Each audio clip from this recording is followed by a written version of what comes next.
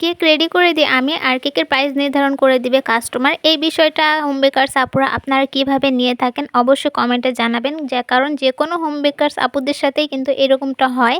কাস্টমাররা একটু বেশিই বুঝে, তারা নাকি জানে কোনটার কত প্রাইস, কোনটা কত পাউন্ড।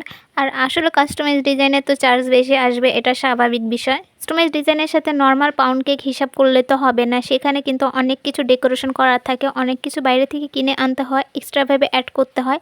সেই হিসাবে প্রাইসটা একটু বেশিই চলে আসে। তারপরও কিছু কাস্টমার আছে তারা কাস্টমাইজ ডিজাইনের কেক নেবে কিন্তু কাস্টমাইজ ডিজাইনের চার্জটা দিতে চায় না। এই কেকটা যেই কাস্টমার আপুটি অর্ডার করেছিলেন তিনি প্রাইস নিয়ে আমার সাথে অনেক বেশি বাড়াবাড়ি করছিলেন। প্রথমেই যখন আমার কাছে কেকের প্রাইস লিস্টটা চাচ্ছিলেন আমি কেকের প্রাইস লিস্টটা দিয়েছি, আর তখনই আমাকে বললেন যে অন্য অন্য জায়গায় তো কেকের প্রাইস এত কম, আপনি কেন এত প্রাইস বেশি নিচ্ছেন।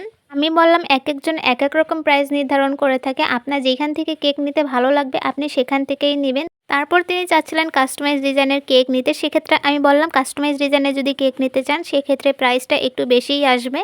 এক পর্যায়ে ভেবে নিয়েছিলাম যে কেকের অর্ডারটাই নিব না, যেহেতু আপুর লোকেশন আমার লোকেশনের পাশেই, ডেলিভারি চার্জ নিয়ে কোনো কিছুই ছিল না, যার জন্য তিনি আমার এইখান থেকেই কেকটা নিয়েছেন। তো এইখানে আমি একটা সিম্পল কেক ডেকোরেশন করে নিচ্ছি, কাস্টমাইজ ডিজাইন ছিল এই কেকটা। কিছু কাস্টমারদেরকে বলে দিতে চাই আপনারা যারা কেক অর্ডার করবেন কখনো প্রাইস নিয়ে বাড়াবাড়ি করবেন না, কারণ কোনটার কেমন দাম সেটা শুধু যারা হোম বেকারস আপুরা আছে তারাই কিন্তু বেকিংয়ের দোকানে যায়, তারাই কিন্তু জানতে পারে যে কোনটার কত প্রাইস। সবশেষে এইসব কাস্টমারদেরকে একটাই কথা বলতে চাই, আপনাদের বাজেটে যেখানেই পোষাবে সেখান থেকেই নেবেন।